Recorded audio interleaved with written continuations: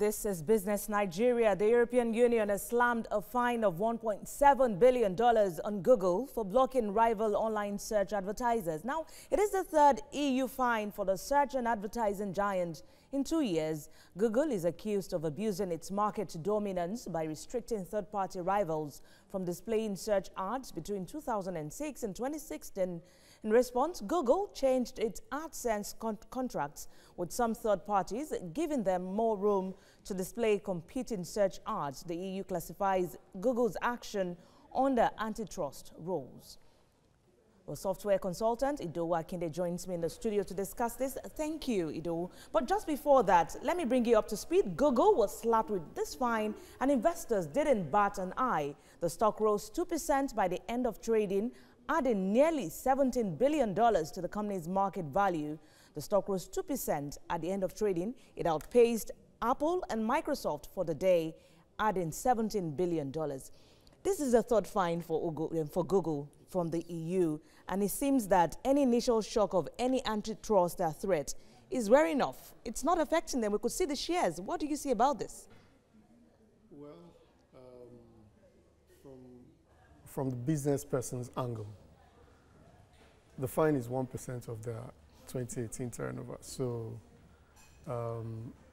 despite the fact that they've put out sound bites out there that indicate that they will take corrective action, nobody is really panicking. Investors are not panicking. The management of Google is not panicking. One just hopes that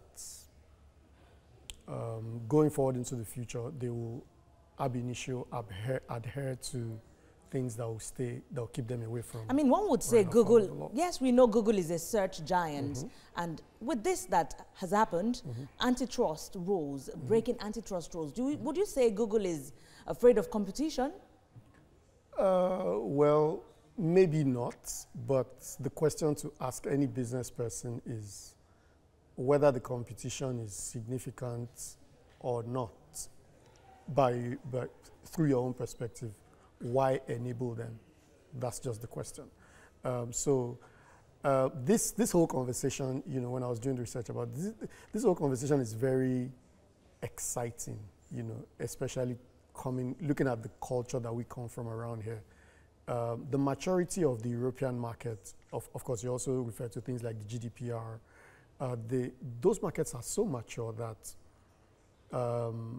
business people, competitors, are required by the regulators to play fair. Okay, so even when you are making your plans to be dominant, to be the dominant player in the market, you know that you have certain limitations, unlike other regions, you know, that we're very familiar with, where we don't have, the market hasn't matured to the point where people are even protecting the health of the market on the macro level. All right, talking tech now, technology and not shares. What's the implication of this for Google? Well, the implication is that on a technical basis, Google will have to modify their algorithm or do something to allow greater visibility for their rivals. That's just what it means. The engineers may be cursing under their breath as they're doing it, but they have to do it to comply with the law. Okay, so what EU is actually beaming its searchlight on Google. How do you think it begins to act henceforth? Well, this was between 2006 and 2016, but what would you say going forward? Okay, so closely related to that, there's talks of a looming 3% tax that the EU is planning to levy on tech giants generally. The four GAFA companies: Google, Apple, Facebook, and Amazon. Okay. The other thing to look at is that these are largely American companies. Okay. So there's the